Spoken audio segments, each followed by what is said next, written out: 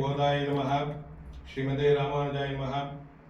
இன்று சித்திர வருஷ பிறப்பு விஷு புண்ணிய காலம்னு சொல்றது. ஏற்கனவே நான் பங்குனி மாதம் அமாவாசை முடிஞ்ச மறுநாள் யுகாதி பண்டிகை சொன்னேன், சம்பத்சராதின்னு.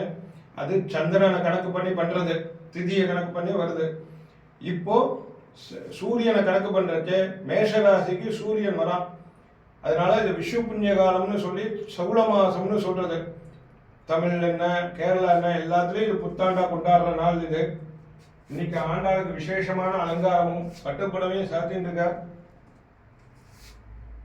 நெக்லஸ், திருமார்புல அழகிய மணவாளன், திருமுக மண்டலம், மாலைகள், விசேஷமான மாலை இது. உள்ளன்லேயே கட்டின மாலை இன்னைக்கு.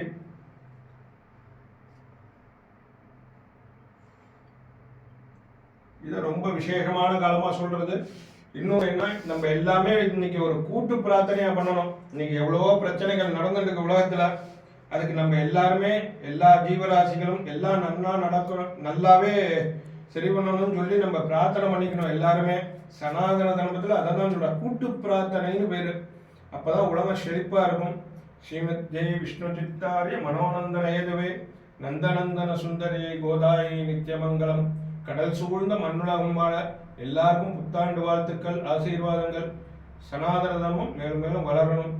ஸ்ரீமதே ராமானுஜாய நமஹ.